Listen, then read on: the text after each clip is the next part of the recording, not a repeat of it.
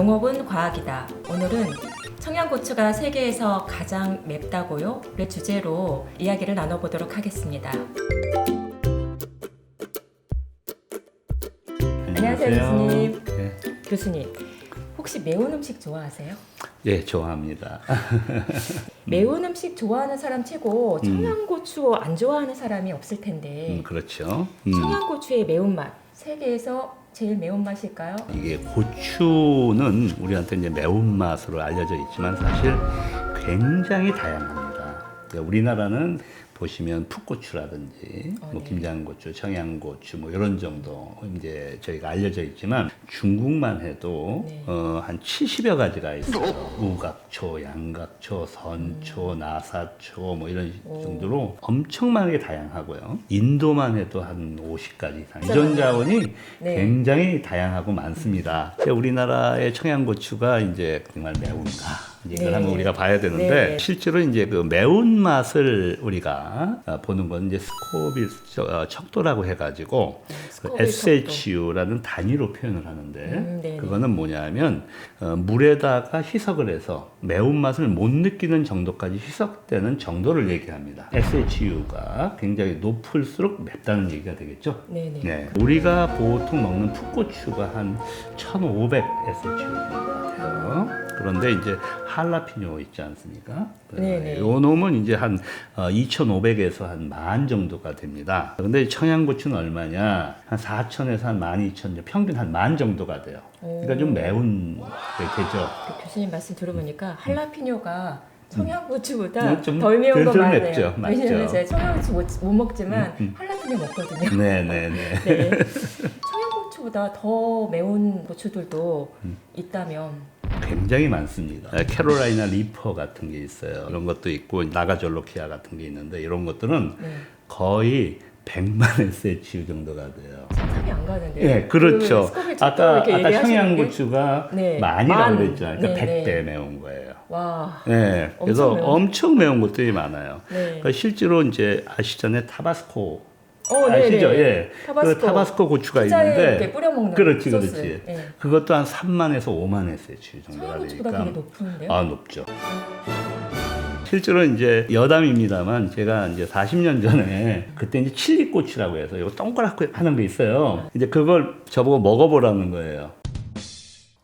먹었다가 진짜 정말 혼났거든요. 와. 그래서 이제 그걸 집에 가져갔어요. 근데 집에 우리 네네네. 강아지가 있었어요. 강아지가 막 이제 이게 매웠다 이렇게 얘기를 이제 부모님한테 하고 있었더니 네네네. 막 그러는 거에서 대줬어요. 그랬더니 오. 딱 대더니 그 순간에 깨갱하면서 한 30-40cm를 이렇게 뛰더라고요. 그래서 정말 몰랐어요. 이 강아지가 매운 것을 아는구나. 이 강아지나 이런 포유류는 통각 리셉터를 갖고 있어요. 그래서 매운맛을 느끼는데 오. 조류 있죠. 네네. 새들은 그게 없어요. 그래서 새들이 고추를 먹고 그 고추 씨앗을 날아가서 딴 데다가 네네. 뿌려서 이게 이제 전파되는 이게 진화하는 과정에 새의 역할이 컸다.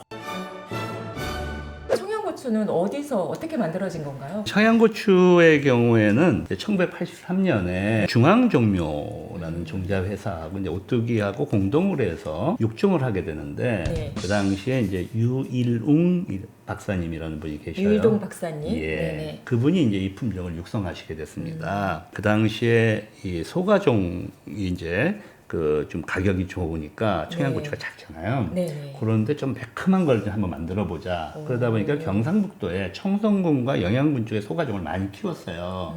우리나라 고추하고 태국의 고추를 교배해서 네네. 만드신 거예요. 근데 이런 청양고추가 최근에 로열티 문제 관련해서 좀 언론에 자주 네. 언급이 되거든요. 이 부분은 많은 분들이 말씀을 하신 거죠. 그동안 네. 청양고추가 이제 외국 종자회사에 넘어가 우리 게 아니지 않느냐 이런 말씀이 많이 나오는데 1997년에 이제 네. 그 국제통화기금 네. 그 사태가 있으면서 네네. 우리나라의 많은 종자회사들이 이제 외국 회사로 이렇게 이전이 되게 됩니다. 네. 안타까운 일이죠. 근데 진짜, 그때 이제 그 아까 말씀 중앙종묘가 네. 페미니스라는 회사로 이제, 네. 이제 팔리게 돼요. 그건 그 회사가 팔리면서 거의 가지고 있던 모든 제품이 그쪽으로 넘어가는 거예요? 거죠. 네. 그래서 이제 세미니스케 됐다가 나중에 몬산토로 다시 옮겨지게 되지만 지금은 이제 또 바이엘로 이렇게 옮겨졌지만 여하튼 그러니까 이합 집산을 하면서 그 품종 자체가 옮겨가게 되는 거죠. 그러니까 실제로는 우리 품종이었는데 네. 지금은 외국 회사에서 이제 그걸 팔게 되는 너무 그런 안타까운 상황이 된 현실인데요? 겁니다. 네. 그런데 이제 그래서 외국 품종이니까 우리가 로얄티를 내야 된다 이런 네네. 얘기를 많이 하고 있어요. 근데 네네. 그거는 조금 개념이 조금 다르다 하는 걸 말씀을 드리고 싶습니다. 보통 우리가 로얄티라는 것은 네.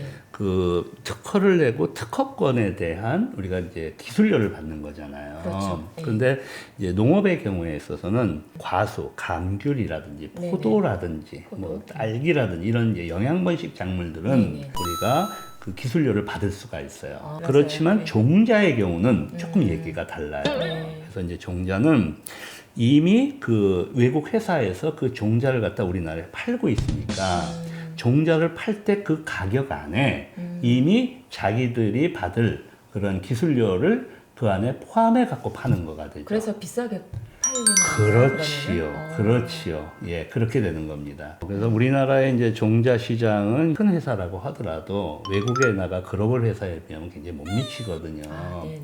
그래서 이제 기술적인 부분은 상당히 있지만 아직도 규모나 이런 것도 좀 힘들기 때문에 그런 걸 좀 키울 수 있는 정책적인 배려도 필요하고 네.